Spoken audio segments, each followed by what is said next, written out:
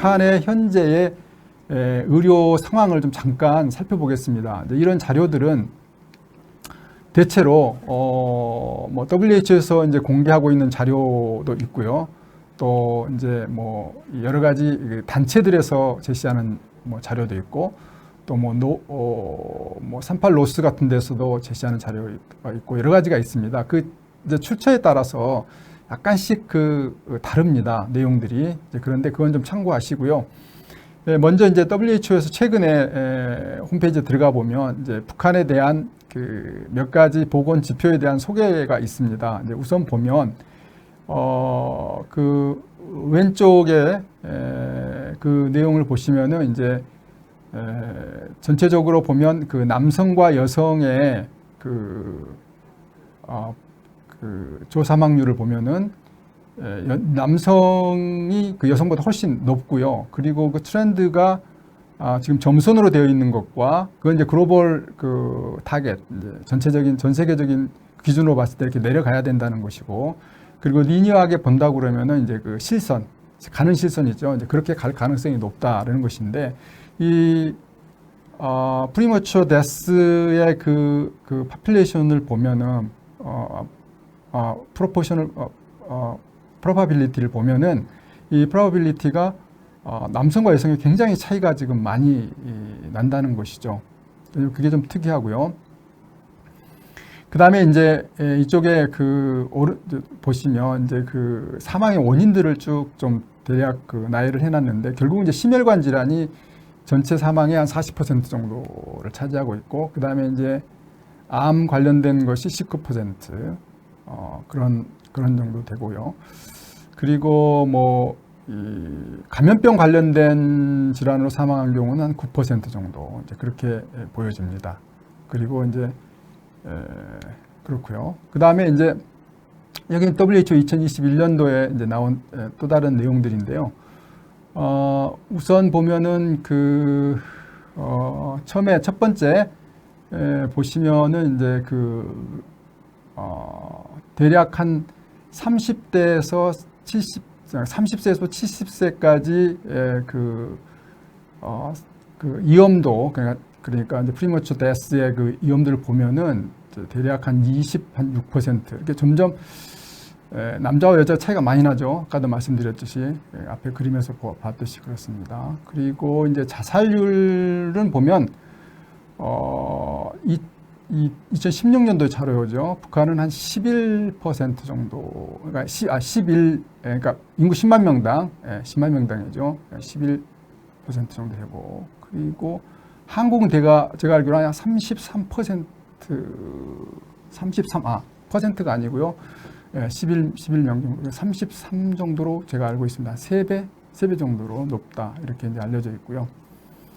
그리고 이제 밑에 뭐 여러 가지 보시면 이제 흡연율은 이제 공개가 지금 안 되어 있는 거고요. 그리고 이제 음주량도 보면은 이제 리터로 본다고 그러면 약 한 4리터 정도. 여성과 남성의 차이가 많이 나죠. 여성이 한 7리터, 남성이 7리터, 여성이 한 1리터 정도. 우리나라에 비해서 좀 적은 편이다, 이렇게 생각이 되어지고요. 그리고 밑에 오베시티를 보면요. 우리는 거의 지금 한 30%, 33% 정도 되는데, 여기는 뭐 17% 전체로 보면 이렇게 되어 있고요. 그래서 전체적으로 보면 우리나라와 비해서 상당히 많은 차이가 난다, 여러 가지 지표들이. 그리고 뭐 소금 섭취율이라든가 또 당뇨라든가 이런 것들이 그렇습니다. 현재 이게 북한의 유엔에서 보고되고 있는 그런 자료들을 중심으로 제가 소개를 해드렸습니다. 보시면은 이제 이 그래프는 비만인 경우에 이제 흡연 관계는 지금 자료가 없고요. 비만인 경우에를 보시면은 리니어하게 지금 좀 이렇게 상승하는 이제 그런 모습들이 실선으로 보이고 있고요. 그 다음에 이제 고혈압도 보시면은 한 20% 정도, 인구의 20% 정도로 보죠. 근데 이거는 우리나라의 고혈압보다도 낮은 수준이라고 보여집니다. 물론 비만도 아까 말씀드렸지만 매우 낮죠. 우리나라는 30%가 넘으니까 성인 비만율이. 그 북한의 이제 백신 역량을 좀 보면요. 이거는 이제 그 38 로스에서 8월 5일자로 이제 그 영문으로 그 보고서를 내셨더라고요. 그래서 이제 그 자료를 좀 보니까 가비의 그 지원을 받아가지고 북한은 이제 유니세프라든가 WHO 간의 이제 장기적인 파트너십으로 북한이 지난 10년 동안에 한 90% 이상을 이런 백신을 보장을 받았답니다. 그리고 이제 북한이 의외로 좀 잘 조직된 예방접종 프로그램을 가지고 있고요. 그래서 하루에 최대 330만 개 백신 투여가 가능한 그런 시스템을 갖추고 있다고 이제 그렇게 보고를 하고 있습니다. 그래서 이제 북한 주민들은 이제 이론적으로 보면 10일 이내에 한 2,500만 명, 이제 예를 들어서 백신을 가지고 있다면, 백신을 충분히 확보하고 있다면은 10일 이내에 약 2,500만 명의 그 전체 인구의 단일 그 백신을 주사할 수 있는 그런 시스템을 갖추고 있고, 보시면 여기 이제 지도에도 보시면 알겠지만 이 콜드 체인과 이제 그 울트라 콜드 체인 이렇게 이제 나눠져 있는데, 이제 평양은 이제 그게 좀 평양 지역이 가능하고, 지방인 경우는 이제 어느 정도 콜드 체인이 가능한 것으로 이제 그렇게 38 로스에서는 이제 보고하고 있습니다. 자, 이제 이 전반적인 부분들이긴 하지만 이게 이제 그 북한의 보건의료에 대한 여러 가지 데이터들은 아까도 말씀드렸듯이 그 데이터를 생성하는 기관이라든가 이런 데에 따라서는 차이가 있다라는 말씀을 좀 드리고 싶고요.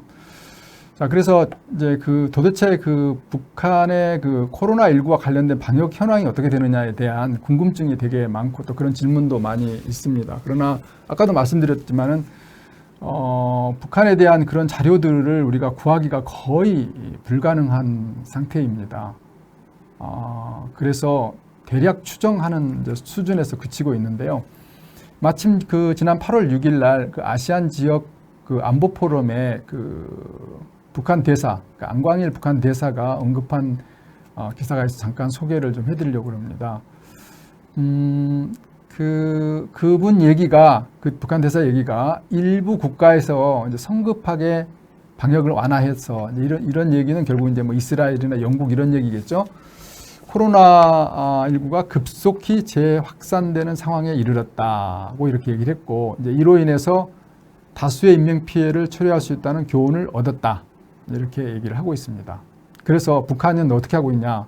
이제 약간 그런 얘기를 소개를 했는데, 그게 뭐냐면, 북한이 현재 국가 방역 체계를 총 가동해서 물자 교역이 이루어지는 중국 국경 또 봉쇄하고 있다는 것을 언급을 하고 있습니다. 이게 이제 철저한 봉쇄죠. 봉쇄를 통한 방역을 하고 있다는 것을 이제 언급을 하고 있습니다. 그리고 이제 또 노동신문, 최근에 노동신문에서 이런 얘기를 하고 있습니다. 이제 바이러스 감염을 막는 제일 좋은 방법이 이제 북한 영내로 들어오지 못하도록 완전히 차단하는 것이다. 이렇게 소개하고 있습니다. 그래서 이제 국경이라든가 지상, 공중, 해상에서 완전 차단 봉쇄해야 된다고 그렇게 보도를 하고 있습니다. 베트남에 이제 제가 사실은 몇 차례 관련해서 검역 지원 사업을 좀 코이카랑 했었거든요. 그때 이제 우리가 검역 장비를 이제 베트남 공항에 공급을 하고요. 뭐 검역 장비가 아무리 좋다 하더라도 이제 그 장비를 운용하는 검역관들의 역량이 매우 중요하기 때문에 역량 강화 교육도 저희가 이제 온라인으로 이제 또는 영상으로 그렇게 진행을 하고 있습니다. 현재 진행 중인데요. 베트남에서 계신 분들이 지금 베트남이 이제 갑자기 6월 들어서 막 급격히 코로나 환자가 늘었죠. 이제 그 전에는 거의 뭐 환자가 한 자릿수, 두 자릿수에 불과할 만큼 방역을 잘하고 있었거든요. 근데 이제 베트남의 방역의 핵심은 뭐냐면 봉쇄에 있었습니다. 상당 봉쇄에 있었고, 제가 처음에 베트남에 이제 이런 방역 검역에 대한 부분을 지원하겠다고 그러니까 뭐 우리가 한국보다도 잘하고 있다, 베트남이. 그러면서 그게 심각하게 생각하지 않았던 것 같아요. 그런데 그때 제가 이제 얘기한 것은 한국은 좀 개방을 하면서 검역을 하고 방역을 하고 있었고, 베트남은 철저하게 이제 봉쇄 중심으로 이제 검역을 했기 때문에 언젠가 뚫리면 어려움을 당할 수 있다. 이렇게 제가 이제 얘기를 좀 하면서 이런 지원 사업에 대해서 관심을 가져달라 이렇게 요청한 적이 있었습니다. 근데 이제 사실 그게 또 터졌고요. 이게 이제 사실 봉쇄만으로도 물론 이제 베트남은 그 국경이 굉장히 길고 또 뭐 관리하는데 어떤 한계가 있겠지만 이 봉쇄의 한계점을 이제 드러낸 것이다 이렇게 보여집니다. 이제 엠네스티 한국 지부에서 나온 내용들을 최근 걸 살펴보면 이제 북한은 코로나19에 따른 격리를 따로 이제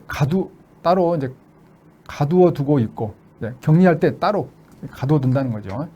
그리고 이제 식량이라든가 기타 지원은 이제 기대하기 좀 어렵다. 이제 우리나라는 잘 알겠지만 격리하고 있으면 뭐 구청이나 동사무소에서 뭐 여러 가지 격리 용품이라든가 생활 필수품 뭐 이런 것들을 지원해 주잖아요. 근데 그 지원 받았던 분들 얘기 들어보니까 야, 우리 참 한국 자기가 정부로부터 이런 지원을 받는다는 게 너무 그 감격스러웠다. 뭐 이렇게 얘기하신 분도 계셔요.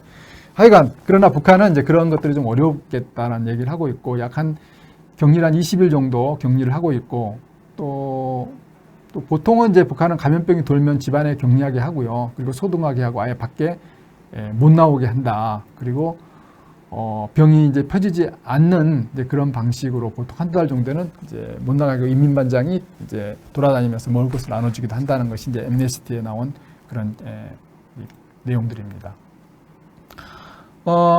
추가로 더 보면요, 이제 1990년도 들어서 이제 북한의 이제 의료 시장은 이제 의료는 이제 무상 치료 제도로 이제 운영을 해 온다고 대외적으로 알려져 있고 그렇게 또 선전을 하고 있죠. 그런데 이제 북한 경제가 좀 어려워지면서 이런 그 무상 치료 제도가 상당히 이제 유명무실해지고 있다. 이제 그런 얘기들이 이제 많이 들리고 있습니다. 그래서 예를 들어서 본인이 이제 병원에 가더라도 약품하고 물품이 없기 때문에 환자가 직접 물품을 구해와야 된다는 얘기가 있고요. 그리고 이제 그 북한의 의료 분야는 이제 공식적으로 국가 의료 시스템이지만은 비공식적으로는 민영화가 되어 있다는 거죠. 저 이 부분에 대해서는 좀 상당히 좀 의외입니다. 이제 이 시장화가 되어 있다는 거죠. 의료 시장도. 그래서 그럼 어떤 사람들이 이런 치료를 하느냐 봤더니 정년퇴직했거나 다른 이유로 직장에 나가지 않는 의사들을 따로 찾아가서 돈 주고 치료를 받는다는 거죠. 근데 그건 그럴 수 있지 않겠냐 하는 생각이 들거든요. 뭐 몸이 아프고 그러고 국가에서 제공하는 그런 의료 시스템을 기다리기엔 시간이 없다 그러면 내가 별도로 돈을 주고라도 찾아가서 치료를 받는데 그런 식의 민영화, 그러니까 이제 음성적인 민영화겠죠. 네, 뭐 공식적으로 뭐 의원을 내고 이렇게 할 수는 없는 거니까 그렇게 하고 있다는 거예요. 하고 있다. 그리고 이제 또 북한의 그 무성 진료 기반인 이제 그 의사 담당 구역제, 또 호 담당 구역제를 통해서 의사가 이제 일정 그 구역의 가구를 맡아서 건강 관리를 하고 있답니다. 그리고 이제 또 뭐 최근에 나온 그 확진자가 얼마나 되느냐 이거 관심들 많죠. 뭐 언론에서도 관련해서 이런 얘기들 많이 하고 있는데 보시면 그 현재까지 WHO도 북한의 자료는 없어요. 이유는 뭐 이제 이건 최근에 어떤 그 매체에서 얘기한 건데 진단 장비하고 시약이 없기 때문에 그렇다. 뭐 그렇게 추정한다 얘기하지만 이거는 좀 과장된 것 같기도 해요. 기본적으로 환자가 발생을 했을 수도 있지만 그런 정보를 제공하지 않는다는 것이 맞지 않겠냐 이런 생각이 듭니다. 시약이 없고 장비가 없어서 확진을 못한다. 이거는 좀 지나친 표현이 아닌가 이렇게 생각이 되어집니다. 자, 이제 이런 이제 차원에서 저희가 이제 준비한 이런 이제 그 보건의료 분야의 남북 협력 관련된 여러 가지 이제 사업들 이런 것들은 우리가 그 보건 안보라는 차원에서 이렇게 접근해야 되지 않냐 하는 것입니다. 근데 나중에 독일 관련된 사례도 제가 잠깐 말씀을 드리려고 그러는데요. 이 남북한의 경색 국면을 풀 수 있는 그런 그 방법 중에 하나가 보건 협력을 통한 것이다라는 것은 여러 차례 정부도 그런 입장을 밝혔고 또 여러분도 알고 계시리라 이렇게 생각이 되어집니다. 근데 그것은 독일 사례에서 우리가 이제 볼 수가 있고요. 독일은 무려 보건 관련된 사업으로 뭐 450억 불 정도 이상을 한 10수년간 지원을 했었거든요. 근데 우리는 이제 현재는 이제 그런 상황을 이제 할 수 없는, 최근에 또 그 약간 화해 무드로 가지 않나 했다가 또 다시 이제 다시 또 경제 국면이 계속 지속되는 그런 상황에서 우리가 만약에 그 백신 허브, 아시아의 허브가 된다면 북한을 지원할 수 있는 그런 여력이 되지 않겠냐, 그런 생각도 이제 하게 됩니다. 아무튼 그러나 우리가 중장기적으로 봤을 때 남북 한반도가 통일 시대를 맞이했을 경우에 우리가 이제 북한을 경유해서 유라시아나 유럽에 이제 갈 수 있는, 또 뭐 통일되기 이전에라도 남북한 관계가 좋아서 우리가 기차를 타고 유럽을 갈 수 있는 그런 상황이 된다면은 우리가 육로 검역에 대한, 또 북한과의 북한 영역을 진입해서 가야 되기 때문에 그런 그 검역 관계가 분명히 설정되지 않으면 상당한 혼란이 올 수도 있고, 동시에 그 감염병에 대한 그런 안전의 그 문제도 생길 수 있다. 이런 차원에서 이런 협력 체계를 구축하는 것이 매우 중요하겠다. 이런 차원으로 제가 이제 이런 연구를 하게 되었습니다. 또 이제 그 우리나라가 코로나 3법의 그 하나의 어떤 검역법을 전면 개정하게 되었거든요. 제가 2018년도부터 질병청의 그 정책 용역을 받아서 검역법 전면 개정안의 그 안을 만들어냈고, 그 안이 코로나가 터지면서 그해 3월에 국회에서 서둘러서 이제 법안이 통과가 됐습니다. 근데 그건 참 지금도 생각해보면 질병관리청에서 어떻게 그런 생각을 하게 됐는지, 그 당시에는 코로나가 우리나라에 발생하기 전이었거든요. 2018년도니까 18년, 19년, 20년까지 제가 3개년에 걸쳐서 그 검역법에 관련된 여러 가지 세부 시행령에 대한 시행 규칙까지 이제 준비를 했었는데요. 그러면서 이 북한의 문제, 특히 육로 검역, 공항 검역, 우리나라의 검역의 그 핵심은요, 사실은 그 해상 검역 중심이었어요. 이제 일본의 그 해상 검역, 대만을 가보니까 대만도 역시 해상 검역 중심이다. 근데 그거를 육로 검역과 공항 검역, 해상 검역 이렇게 구분해서 제가 제안을 했었습니다. 그래서 또 뭐 잘 알겠지만은 스마트 검역이라든가 또는 무슨 정보화 검역 뭐 이런 것들이 지금 체계화되어 있기 때문에 법이 그걸 따라가지 못한다 해서 법을 개정하게 되는 그런 배경이 되고요. 그러다 보니까 북한과의 북한의 육로 검역을 어떻게 할 거냐. 여러분 잘 알겠지만 도라산 검역 가보면 검역이 있거든요. 북한에 이제 개성공단 왔다 갔다 할 때 거기에서 이제 검역 왕래할 때 그 검역하는 그 절차가 다 있습니다. 그런데 지금은 이제 만약에 이게 이제 대량으로 더 많은 사람들이 검역을 하게 될 경우 어떻게 할 거냐 하는 문제들을 이제 우리가 관심 있게 봐야 되지 않나 하는 생각을 하고 이런 사업을 하게 되었습니다. 그래서 그 남북 간의 이제 감염병 예방에 대한 법령을 좀 비교하고 어떻게 협력할 수 있는 방법이 없겠나 했고요. 그리고 이제 동서독의 사례라든가 이런 것들을 이제 우리가 좀 법안에 반영을 하는 그런 것도 있고, 그 다음에 또 중국도 양안 간의 그 검역이 있습니다. 그러니까 이제 양안이라 하면 이제 대만과 중국과의 검역 관계, 그런 것도 제가 분석을 좀 했고 도움을 많이 받았습니다. 자, 그래서 우선은 이제 크게 제가 이 남북한 검역 협력 법안에 대한 그 내용들을 작성하기 위해서 우선은 이제 서로 법 체계가 서로 다르기 때문에 그 다른 법 체계를 비교 분석하고 또 이런 문제점들을 파악해서 발전적인 방향을 좀 제시하는 그런 차원으로 접근을 했었고요.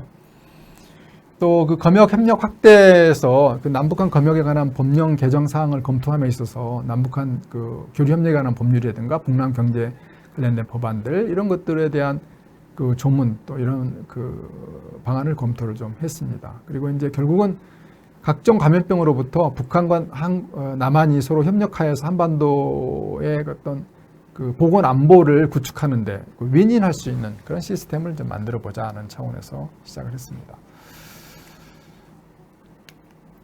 자, 이 남북한의 검역 협력 법 제도화에 있어서의 그 방법은 이제 문헌 고찰을 통하고 전문가 회의를 통해서 결국은 하게 됐는데요.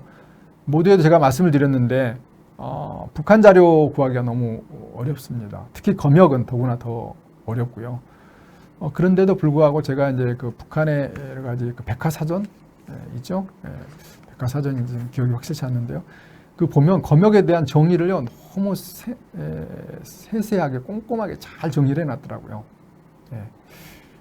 그리고 방역 그 북한의 학술지 중에 그 방역 관련된 학술지는요 정말 열심히 하고 있습니다. 그래서 이제 북한은 이제 검역을 포함한 방역 부분에 대한 국가적 지원 또 전문가 이런 시설 인력 이런 것들이 의외로 되게 잘 갖춰져 있다 이렇게 생각이 되어집니다. 아까 제가 말씀드렸죠. 그 11일 동안 2,500만을 예방접종할 수 있는 그런 그 인프라를 가지고 있다는 것이죠. 근데 북한의 문제가 뭐냐면 아까도 말씀드렸지만 물자가 없다는 거죠. 그런 이제 사람과 시스템과 나름 그걸 갖추고 있지만 그걸 작동시키기 위한 그걸 가동시키기 위한 물자가 부족해서 이제 가동이 안 되고 있다는 것이죠. 그래서 그 북한의 그 방역 잡지 그 저널을 보면은 특히 이제 그 각종 감염병에 대한 질병에 대한 예방 그리고 또 그 대처할 수 있는 여러 가지 방법 그리고 또 신물질에 대한 그 결과물 제시하고 이런 것들이 정말 잘 되어 있더라고요. 그런 부분은 우리가 좀 보고 배울 만한 일이다 생각이 듭니다. 한국은 어떻습니까? 한국은 사실 방역 감염병 별로 관심 없었어요. 코로나 이전에는. 그렇죠? 이제 뭐 만성질환으로 가야 된다. 뭐 만성병 관리를 어떻게 할 거냐에 대한 관심이 많았지. 정말 감염병으로 이렇게 한 나라가 이렇게 흔들릴 수 있을 것이다라고 생각해본 사람도 없었습니다. 코로나 터지기 전까지는. 근데 북한은 오래전부터 이와 같이 검역과 방역에 대한 시스템을 갖추고 국가가 지원하고 했던 것이죠. 그런 건 여러 가지 이유가 있죠. 왜냐하면 이제 뭐 질병이 발생했을 경우에 국가 전체의 위기, 그걸 대응할 수 있는 이제 뭐 의료 자원이라든가 의료 자산이 부족하기 때문에 우선 예방하고 감염병이 들어오지 못하도록 막는 것, 그것이 국가의 최우선 과제일 수도 있겠다. 이렇게 이제 해석해 볼 수도 있겠습니다. 자, 그래서 뭐 하여튼 이 통일부나 외교부의 각종 온라인 자료라든가 또 북한 센터 이런 데 방문해서 저희가 또 직접 자료도 보고 이제 들여다보면서 이제 북한의 검역은 도대체 어떻게 되고 있는지를 좀 보려고 노력을 좀 많이 했습니다. 자, 그래서 이제 그 대충 저희가 여기 지금 전체 다 자세하게 소개할 수는 없고요. 부분적으로 저희가 이제 그동안 다른 분들이 연구하신 내용도 저희가 이제 같이 인용을 좀 했습니다.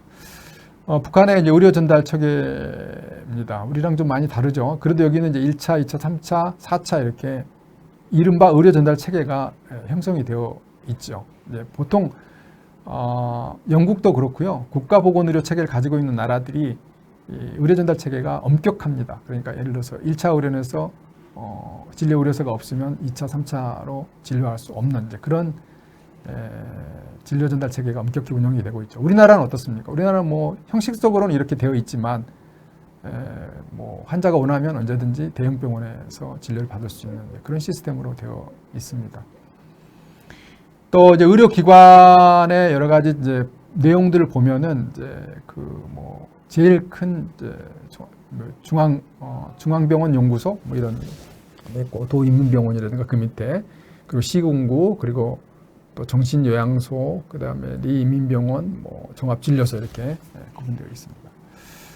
근데 이제 북한에 다녀오신 분들 또 과거에 그 중국도 마찬가지였고요. 이제 한 20년 전에 가보면 보건소라는 곳이 그 지역 리 단위에 있는 보건소에 진료소에 가보면 정말 열악합니다. 뭐 열악하다는 것이 거의 이제 뭐 아주 기초적인 장비만 가지고 있고 사람도 인력도 그렇게 잘 훈련된 그런 의료인이다 이런 느낌이 나지 않더라고요. 저도 한번 한 20, 30년 전에 중국의 연변 지역에 가서 이렇게 보니까 그렇습니다. 하여튼 이렇게 있고요.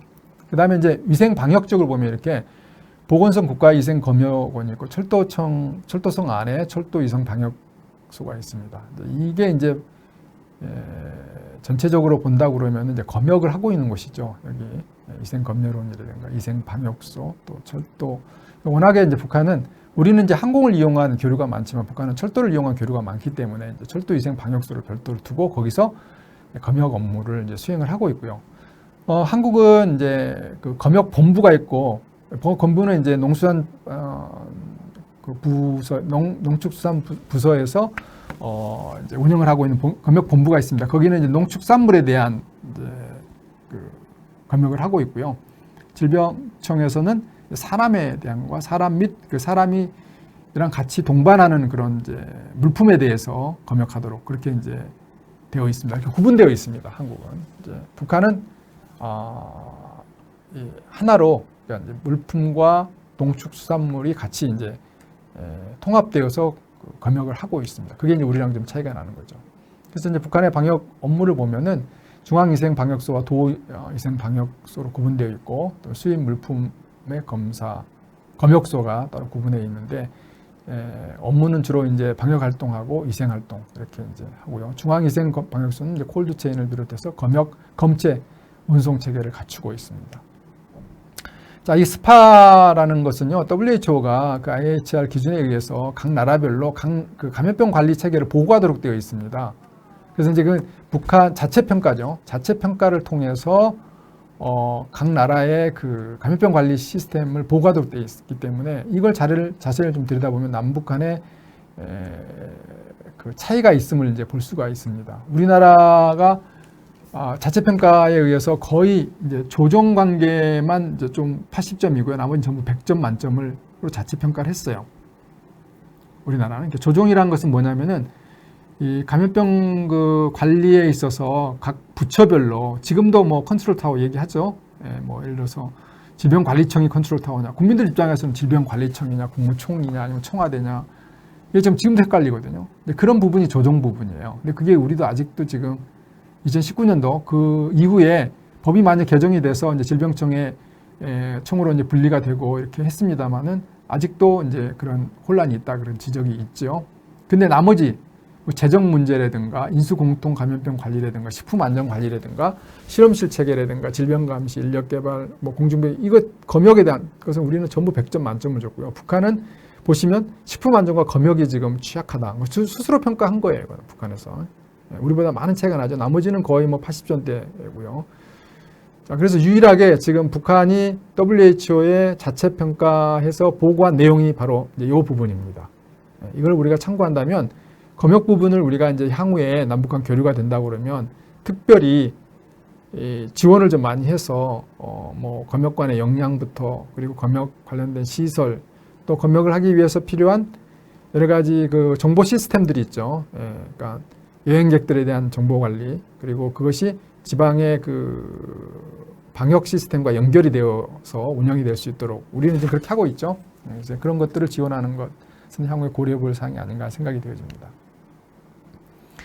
자, 남북한의 이제 검역 그 체계를 비교를 해보면 이제 아마 우리나라는 아까도 말씀드렸듯이만 이 질병관리청이 중심이 되어서 감염병에 대한 예방, 진단 이런 것들을 주로 하고 있고요. 북한은 이제 위생 방역관리기관으로 국가위생검열원이 있습니다. 그리고 지역 단위는 위생방역소가 있고 또 철도 위생방역소가 있어요.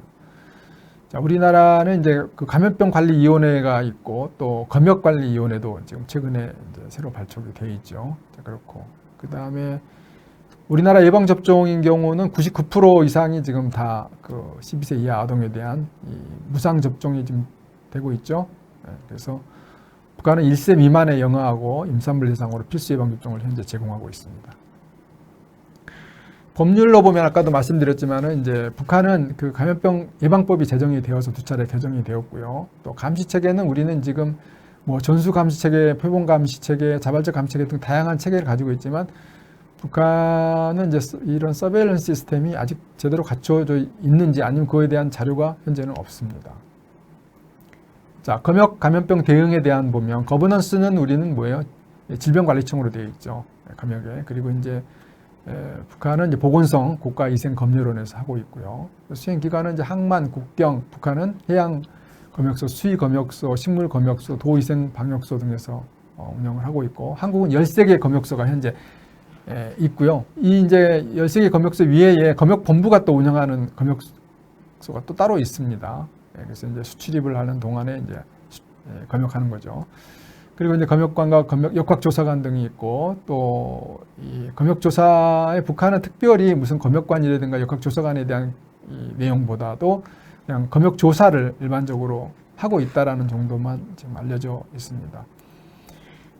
북한에 보면은 검역 조치 내용을 보면요, 그 패스트, 콜레라 이렇게 확열, 우리도 과거에 법에 이렇게 이제 그 잠복 기간 동안 격리 기간을 이제 정했다가 최근에 법 개정하면서 이제 시행령하고 시행 규칙으로 내렸습니다. 왜냐하면 저게 사실은 감염병의 그 변이 바이러스 최근에 우리가 지금 겪고 있긴 하지만 그 상황에 맞게 그때그때 신속하게 대응할 필요가 있다 해서 법에서 시행령으로 우리 한국은 내렸습니다. 자, 우리나라는 이제 보통 보면 휴전선에서 군사법권을 통해서 입경을 하죠. 그럼 사람과 차량이 이렇게 들어오는데 이렇게 여러 부서들이 협업을 통해서 검역을 현재 진행합니다. 그래서 동식물 검역은 농림수산부에서 하고, 농림식품부에서 하고 있고, 입경자 검역은 보건복지부가 이렇게 하고 있고, 뭐 이렇게 구분되어 있습니다. 차량에 대한 검색을 하고 있고, 또 용로 검역의 절차를 보면은 이제 이런 순서로 이제 검역을 하고 검역 통과해서 하고, 공항에서는 이제 항공기 도착하면 한국은 이렇게 승객과 승무원 검역 발을 검사하고 건강지킴 상태에서 좀 주기장 검역 이런 것들 지금 현재 하고 있고요. 또 유증상, 무증상자에 따른 알고리즘을 보면 이렇게 이제 진행을 하고 있습니다. 증상 각각에 대해서 대응 단계가 좀 차이가 있죠.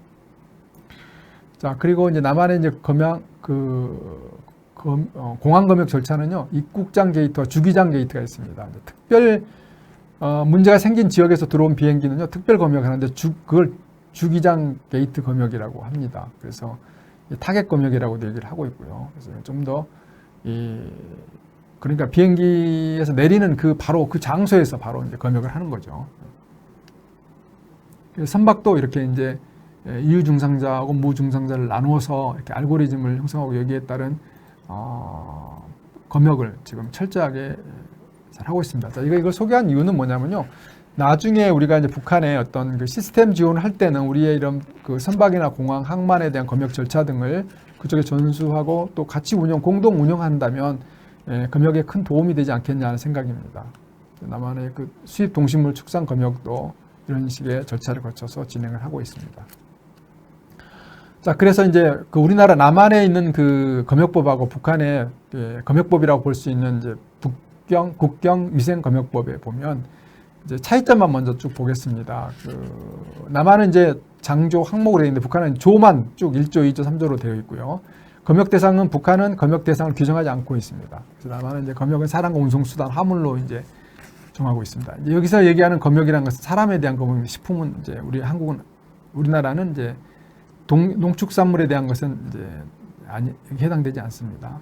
그 다음에 검역 감염병에 대한 것은 북한은 이제 구체적으로 검역 감염병을 정하지 않고요. WHO에서 지정하고 있는 것, 그리고 또는 이제 중앙보건지도기관에서 공포한 것으로 정한다 이렇게 되어 있습니다. 우리는 이제 검역 감염병을 별도로 이렇게 지정을 하고 있죠. 또 검역 대상도 뭐 약간씩 남북간의 차이가 나고, 검역 장소는 우리는 이제 검역 장소가 특별히 정해져 있고 법으로 정해져 있습니다만 이제 그런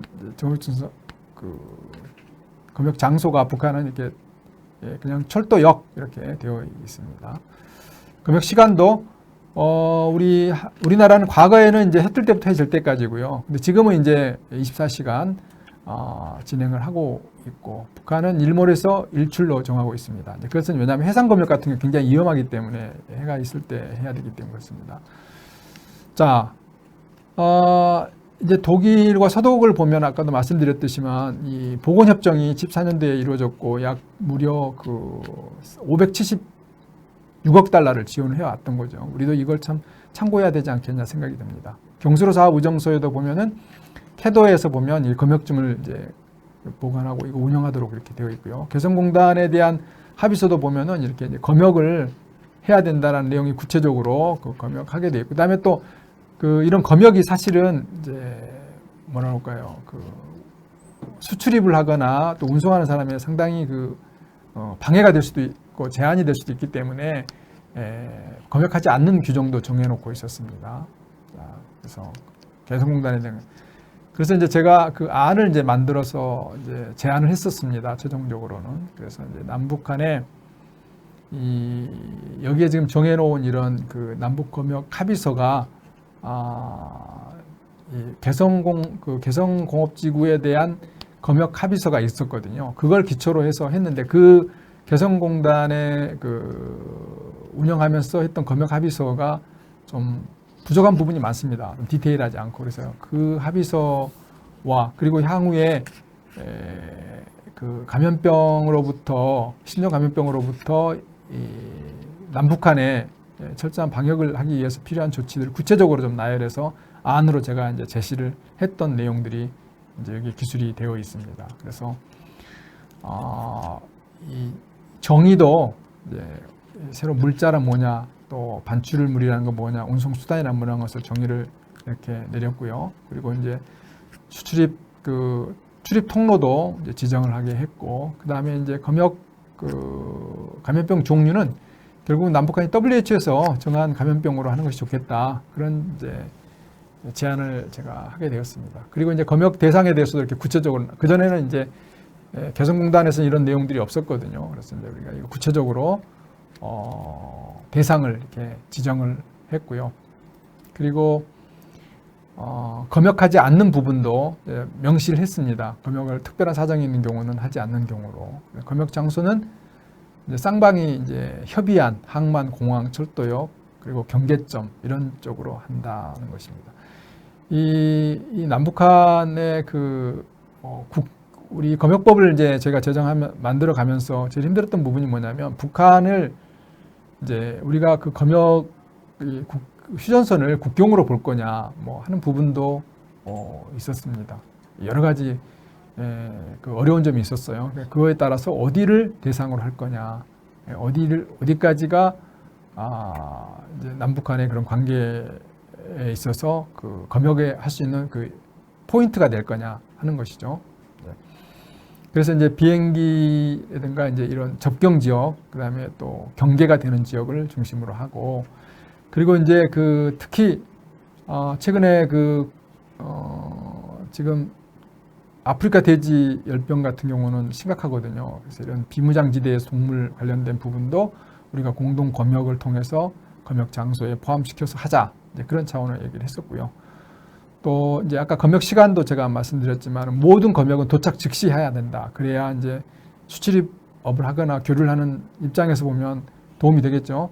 그리고 이제 다만 배인 경우는 이제 문제가 좀 됩니다. 예를 들어서 검역관이 한 아파트 10층 높이, 15층 높이를 줄사다리를 타고 올라간다고 생각해 보세요. 그 배는 흔들리죠. 밤이 된다고 생각해 보세요. 얼마나 위험합니까? 과거에 울산 검역소에서 뭐 한 4, 5년 전에 이 배 타고 올라가다가 떨어져서 사망한 사고도 있었다고 그래요. 그러니까 배에 대한 검역만큼은 해가 있을 때 해야 된다라는 차원에서 이렇게 지적을 했습니다. 그리고 검역의 원칙 등을 만들어서 이제 어떻게 검역할까, 서로 협력해야 된다. 검역은 결국은 목표는 뭐냐?